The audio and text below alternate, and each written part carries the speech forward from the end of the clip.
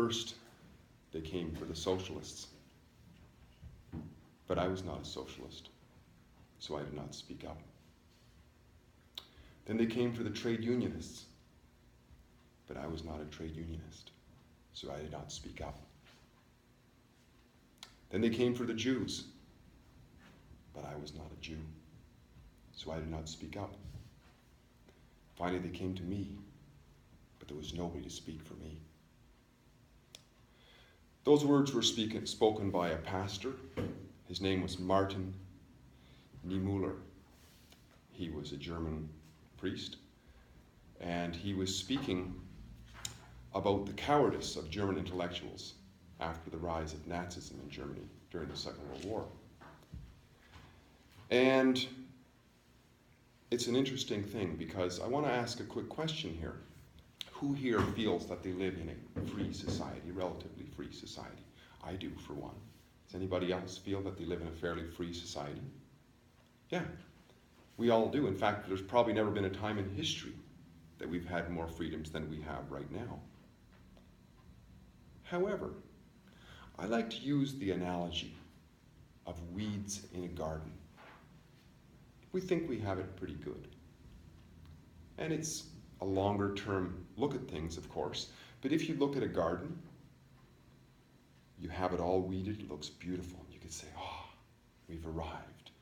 We have the utopia of garden cleanliness. There's nothing else we need to do. And we leave it. We come back, what happens?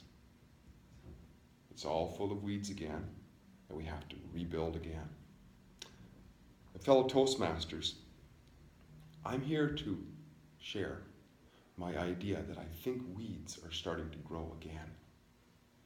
And they always are. The roots are there for tyranny. There was a man by the name of Frederick Bastiat who after the French Revolution, he saw what went on before and he saw what went on after the revolution. And he wrote a book called Law. And in there he described about what law is supposed to be about. He describes law as supposed to be about protecting the citizens or protecting the people. But what he said was that when corruption creeps in, law becomes perverted. And what happens is something he calls legal plunder begins. Legal plunder. Now, if you were to ask any honest lawyer, I have a grin on my face, but I have known a few. My brother happened to be a lawyer, and I consider him to be an honest man. I've got a friend who's a lawyer. He seems to be an honest guy. And both of them agreed that the foundation of a law system is an injured party. An injured party. Yet, how many times have we heard of people who've been thrown in the cage for not actually injuring anybody? Many people are in cages, otherwise known as jails, for possessing a plant which most people who would believe in the supernatural would say that God created. They haven't injured anybody. This is what Bastiat was talking about. He would say things along the lines, and I'm paraphrasing here, is that if you take the injured party out of a law system, you have tyranny. And it is actually the origins of how war is conducted. We've all heard of something called war reparations. And this was a scenario where I go to war with Don.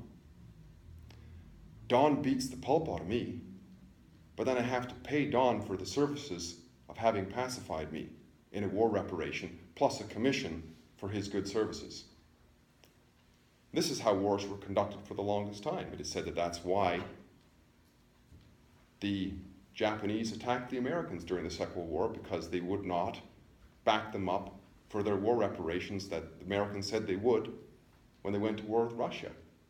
Japan spent millions and millions of yens, beat the Russians, and they counted on the Americans for the Russians to pay them for their services of having beaten them. The Americans wouldn't. So the Japanese had a vengeance and they attacked the Americans during the Second World War. It's a very interesting thing. Now, what I'm talking about here in terms of weeds in our garden in reference to especially what Martin Niemöller had said, is that if we see weeds happening in our community, where people are being trodden upon, even though they haven't harmed anybody, it behooves us to speak up. Otherwise, we are in some way accomplices to that, if we are aware of it. For example, I know of numerous people, some better than others, who are currently incarcerated, what I like to call in cages, not because they've harmed anybody, but because they violated something that they never agreed to. They haven't injured anybody. Therefore, according to the foundation of a legitimate law system, they're not criminals. In fact, they are injured parties because now they are confined. So if you turn it around and you look at it, the criminals are those who are incarcerating them. That's a hard thing for some people to swallow, but these are weeds in our garden. Now, one might ask, what does this have to do with us stepping out of our danger zone? What is our danger zone? Well, I would say our danger zone is to ignore the presence and the potential of weeds in our gardens. Because if we don't, as sure as the sun will go down tonight, there will come a time, inevitably, that there will be nobody to speak for us.